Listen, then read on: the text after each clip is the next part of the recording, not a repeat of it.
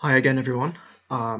So as the T20 World Cup is now over, I'm just making my last video to give my summary of it. So as I mentioned before, I'm extremely happy and very proud that West Indies won it. I was very impressed by the unity they showed and the mental strength they showed as well to handle the pressure to win, especially in the final. That was an incredible victory. And I think what happened is that they didn't peak too early. They needed to lose at least one match in the group stage because I don't think you could win. T20 is so unpredictable. I don't think you can go through a whole tournament and win every match. So after they won the first three, it was actually a good thing that they slipped up and lost that match against Afghanistan, I think. Because if they won all their group matches, that they might have ended up losing in the semi-final or the final. So I think it's actually a good thing that they lost that match in between and that they peaked at the right time. And as I said before, that was basically they had an understrength team. That was basically the second 11, and they were still able to come through and win without players like Sunil Narayan and Kieran Pollard and Dwayne Smith and Devindra Bishu and Darren Bravo and these kind of guys.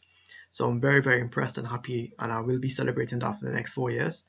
Um, Now about the other teams, I think the associate teams played quite well. It was quite competitive in the qualifying stages, and I think that the two teams were basically expected to go through did, which was Bangladesh and Afghanistan.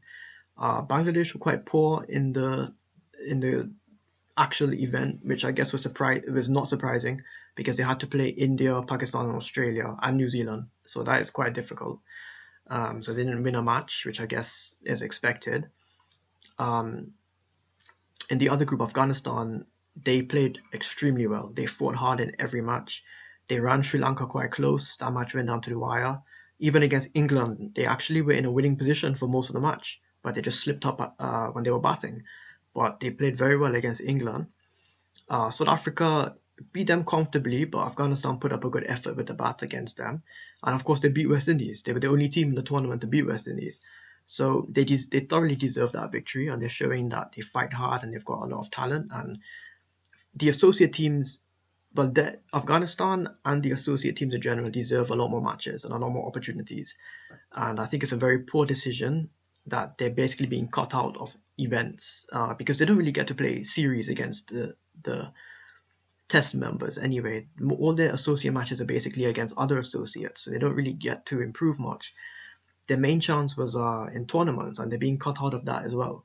And it's really, really poor. All other sports are expanding, and cricket is shrinking, and that is extremely disgusting, I think, because it's going to cause the game to not be spreading anymore. And there's a lot of interest and talent in a lot of these associate teams, so it's a big, big shame. Um, so I think in Group A, I think New Zealand, what typical New Zealand, they have a very, very strong team right now in the T20 format. They beat everybody real bad. They got through easily, and then they just lost momentum and got knocked out in the semi-final, which is something New Zealand do a lot.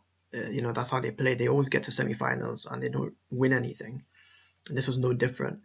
Um, Australia surprised people because Australia also have a very strong team. They've got a lot of power hitters and stuff, and they got knocked out.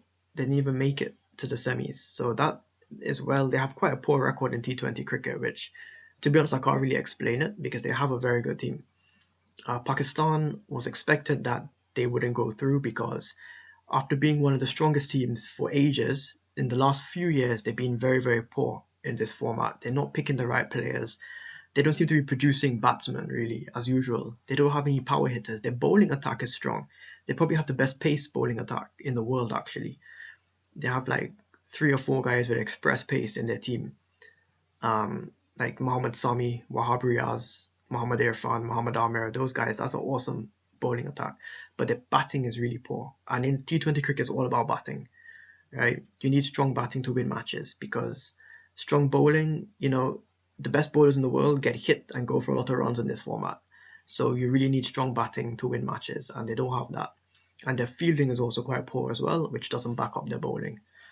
Um, India, being the host, they were favourites, I think, as well. And they did play well, and then they reached the semi-final and got outplayed by West Indies. But I think India's problem is that they don't have really a strong team. I really don't think they have a strong team.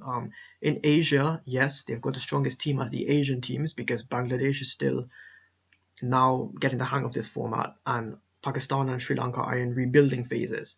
So India is the best team in Asia. But if you look at their squad, their bowling attack is poor. They don't have any good pace bowlers. They don't even have any good spinners. And even their batting, I mean, they don't have any power hitters. Yuvraj Singh is not the player he used to be. Even Dhoni isn't. They don't really have a strong team. I think their strength is that Dhoni is their captain, is a very strong leader, and he gets the team to unite together. And they're very mentally strong. I think that's why they win a lot of matches. They don't really have such a great lineup at all.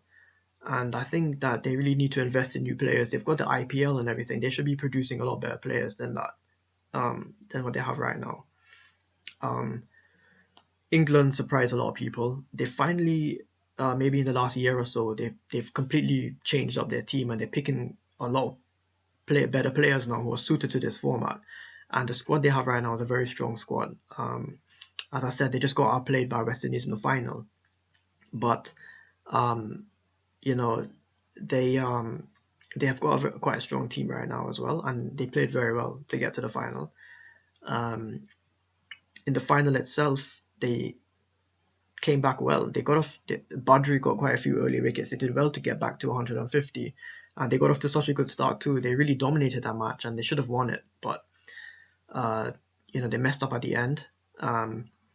Sri Lanka were quite poor, but as I said, they're also in a rebuilding phase right now. They've lost a lot of key players, and they're trying to replace them. That could take quite a while to replace guys like Sangakkara and Jayawardene. So they're in a rebuilding phase right now.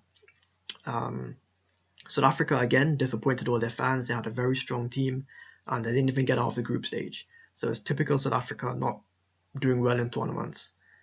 When I talked about Afghanistan already, they were very impressive. And as I said before as well, West Indies as well, they surprised me, not with their quality, but with the way they handled the pressure and the unity they played with. And really their problem is just selection. They've definitely got the best players and the best team in the T20 format. They just need to make sure that they've got the players available. Their problem is with their selectors and their board, right? And the relationships between the players. They need to make sure that they've got all their star players available for all these major tournaments, and that they pick their strongest team all the time. Because if their strongest team plays, then they're basically unbeatable. And someone like Carlos Brathwaite, he probably wouldn't even be in the first choice 11, but he's playing in this because, he got into the team now, and he's the one he did a miracle in our last over. I mean, it was extreme pressure, a World Cup final, 19 runs of the last over. That's almost impossible in that situation, and he did it. So, the point is, I'm very happy again. That was like a miracle comeback from behind victory. And honestly, West Indies deserve to win. They do have the most depth and the most power hitters basically in their lineup. Even their bowlers and stuff can hit sixes. So, they thoroughly deserve to win. And I'm very happy. And overall, I think the World Cup had a lot of good quality cricket and some very exciting matches. And now they've changed it, so it's not every 2 years. The T20 World Cup's every 4 years now. So the next 20 over World Cup will be in the year 2020, which I think is quite good. So we just see, a lot can change in 4 years. All the lineups could be completely different. A lot of these players might not even be around in 4 years' time. So we just have to wait and see, which teams have the best lineups at that time. And the state of cricket might be different, the rules might be different, everything. The players there'll be a lot of new players as well. So there's a lot of things to look forward to. And thanks again for watching all my videos. And I wish you all the best.